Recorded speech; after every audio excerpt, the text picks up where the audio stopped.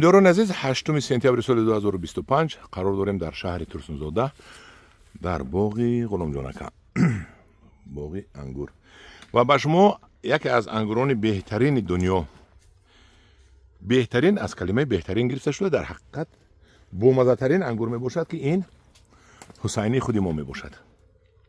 ببینید از این نهاله شما کردیم، تقریبا ممکن 100 دانه داشته باشیم. این حسینی در جهان از روی مزه گویم با یگان انگور قریبی که با یگان جوی نمیدهد، همه جای رو میگیرد. خیلی بیچاره همین قطعی که در بازار برید یک دو روز به این علاقه سیاه می شود، هم قدر گناه دارد، انا عادت ایستادن ندارد. لیکن در شیرینی این شکر، این شهد، این عسل، ببینید این رنگ رو ببینید، خوشوگی رنگش رو ببینید. این از پختن علاقه سرخ شده است. حسینی بینید. حاضر من خوردم. بسم الله الرحمن الرحیم با در پیش شما میخورم. این باور کنید ده از بلاش آب خوردن در کاری نه. حسینی خودم رو بسم الله الرحمن الرحیم.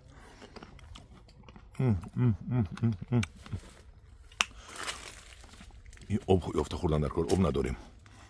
الحمدلله عزیز. این بود انگور حسینی وطن خودمان. در وطن ما حسینی تنها و تنها در تاجیکستان بهترین می شود و در ترسونزاده بهترین پلوس. ببینید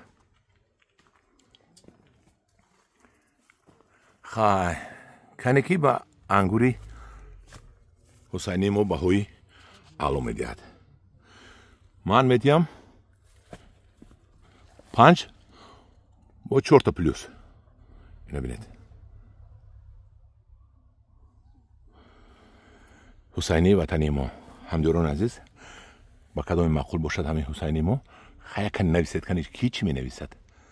ما نهالش رو داریم، نمیدونم 30 سوم می فروشیم، 40 سوم می فروشیم، می داریم بگمانم. همداران عزیز، در پناه خدا باشد، خدا نگهدار شما باشد.